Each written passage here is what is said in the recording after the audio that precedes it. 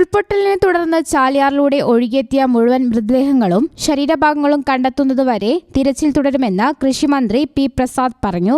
നേവിയുടെയും ഹെലികോപ്റ്ററിന്റെയും സഹകരണം ലഭ്യമാക്കുമെന്നും മന്ത്രി പറഞ്ഞു. ഇനി ലഭ്യമാകുന്ന ശരീരഭാഗങ്ങൾ DNA നടത്തി ഇവിടെ തന്നെ സംസ്കരിക്കുമെന്നും മന്ത്രി അറിയിച്ചു. നിലമ്പൂരിൽ നടന്ന ഉന്നതതല യോഗത്തിൽ സംസാരിക്കുകയായിരുന്നു മന്ത്രി. ചാലിയാർ പുഴയിലും തീരപ്രദേശങ്ങളിലും എത്തിയ മുഴുവൻ മൃതദേഹങ്ങളും ശരീരഭാഗങ്ങളും കണ്ടെത്തുന്നതുവരെ തിരച്ചിൽ തുടരും. ഹെലികോപ്റ്റർ, മണ്ണിനടിയിൽ തിരച്ചിൽ നടത്താനുള്ള ആധുനിക യന്ത്രസൗകര്യങ്ങൾ തുടങ്ങിയവ ലഭ്യമാക്കും. ആവശ്യമായ ഭാഗങ്ങളിൽ ഡോഗ് സ്ക്വാഡും പരിശോധന നടത്തും. ഇതിനായി അയൽ സംസ്ഥാനങ്ങളുടെയും സഹകരണം ലഭ്യമാക്കും. ഉരുൾപൊട്ടൽ മേഖലയോട് ചേർന്ന ഭാഗം മുതൽ ചാലിയാറിന്റെ അവസാന ഭാഗം വരെ തിരച്ചിൽ നടത്തും. മണ്ണിൽ മൃതദേഹങ്ങൾ അകപ്പെട്ടിട്ടുണ്ടോയെന്നും പരിശോധിക്കും. പാലങ്ങളിലും റെഗുലേറ്റർ കം ബ്രിഡ്ജുകളിലും അടിഞ്ഞ മരങ്ങൾ മാറ്റി തിരച്ചിൽ നടത്തുമെന്നും മന്ത്രി അറിയിച്ചു. PV അൻവർ MLA, ജില്ലാ പഞ്ചായത്ത് വൈസ് പ്രസിഡന്റ് ഇസ്മായിൽ മുത്തേടം, നഗരസഭാ അധ്യക്ഷൻ, ജില്ലാ കളക്ടർ, അസിസ്റ്റന്റ് കളക്ടർ, DMO, ആശുപത്രി സൂപ്രണ്ട് തുടങ്ങിയവർ സംബന്ധിച്ചു.